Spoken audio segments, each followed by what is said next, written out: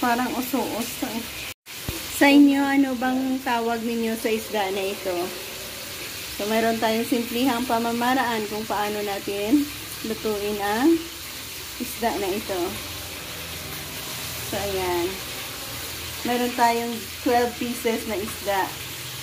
At, gagawa tayo ng, ayan. Yung iba nandito na, piniprito natin. At, meron pa tayong natira dito. So, ayan. Pinaritong isda ang ating ginagawa. Para sa ating, hindi ko alam kung anong tawag ito, pero feel ko uso-uso. Feel ko. Walang alam sa isda. So, ayan. Patuloy ang pagprito natin. Balik na rin natin kung okay na. Para hindi didikit.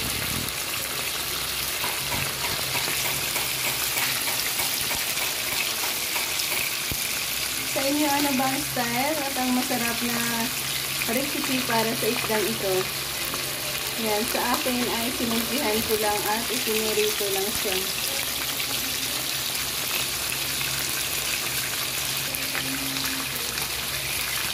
Sige, siguro balik ka. Ayan. Okay.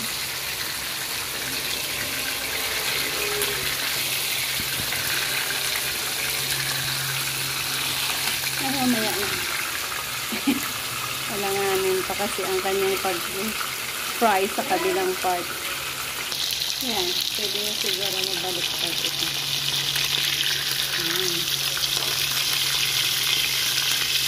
Masarap na klaseng isla ito. Medyo mataka.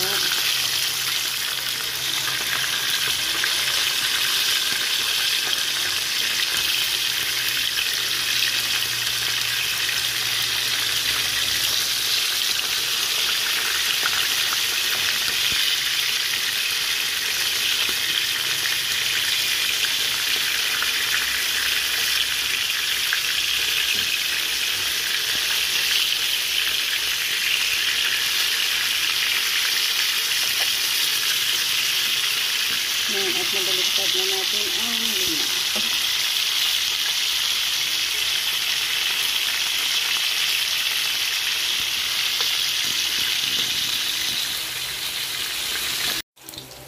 Baliktaran niya ulit natin.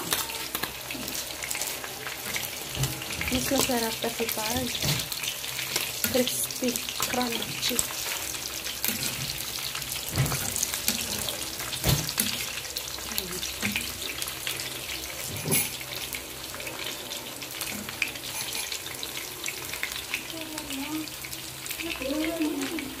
At dito na natin i-add ang ating first batch.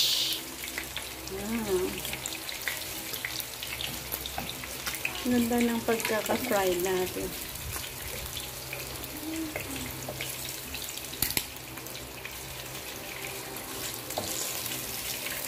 Yan na. Yan ang ating first batch. So, dito na lang tayo mag-e-end dahil na-achieve natin ang pag-fried natin dito sa ating isdang ito. Bye-bye, God bless, and thank you again for joining us.